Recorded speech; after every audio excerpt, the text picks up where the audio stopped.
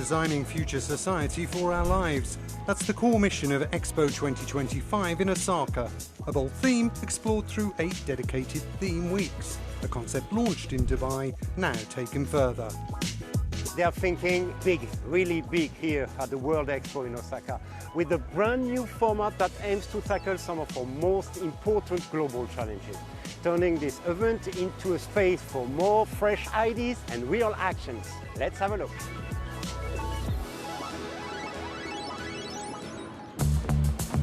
The topics are broad, from co-created culture to future communities, essential needs, health, learning, peace, biodiversity and the Sustainable Development Goals.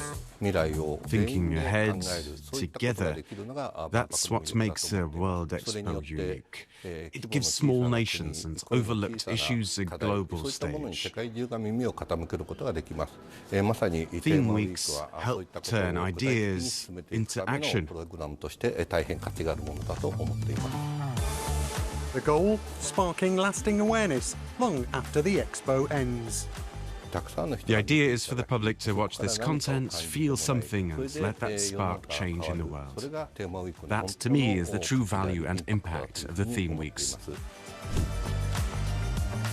First up, co-creating cultures for the future. How can cultural heritage help heal divided societies?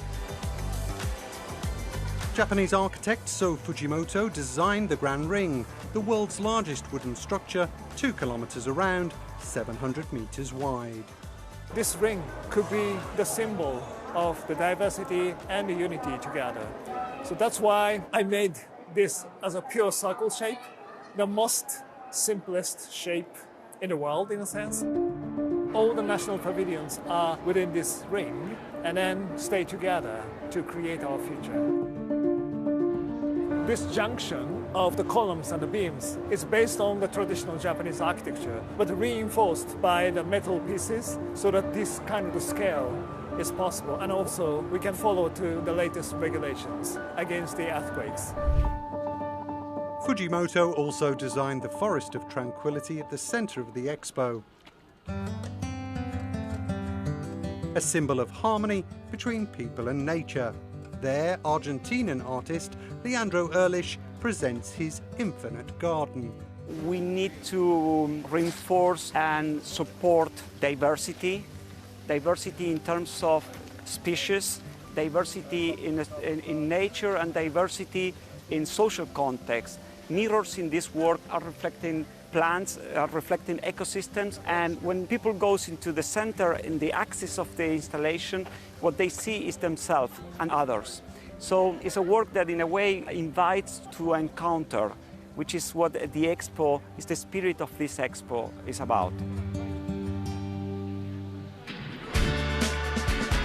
Another highlight, a deep dive into manga and Japanese anime culture. The Minister of State for Cool Japan's strategy even made a special appearance in costume, accompanied by his cosplay ambassador. Anime will be used as a gateway and starting point to go to the region and enjoy their food. I've been doing cosplay for 17 years.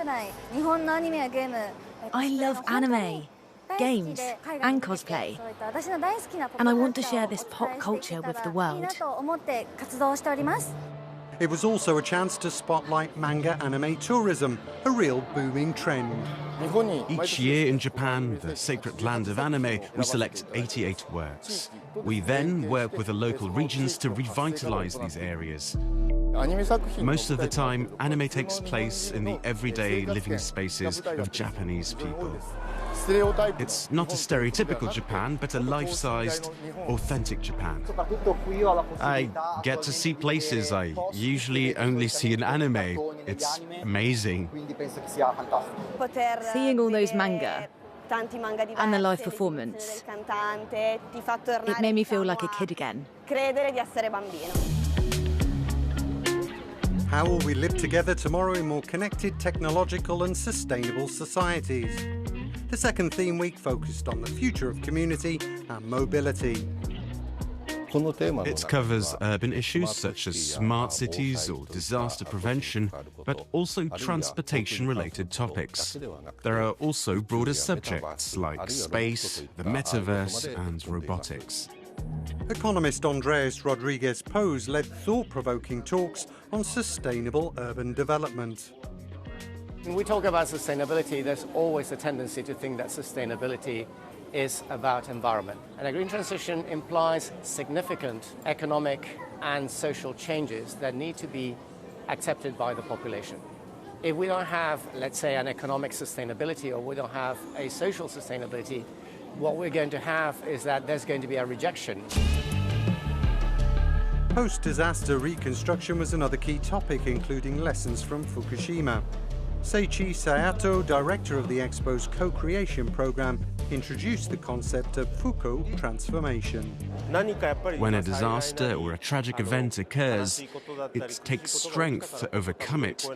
But also what's very important is not to return to the original state, but to go much, much further. I believe it's important for people who share the same philosophy and move at the same pace to come together. They shouldn't remain in isolated points, but be connected to one another to form a strong and effective whole.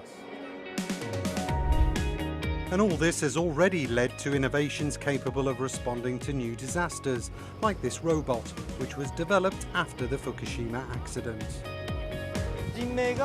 Lives were at stake.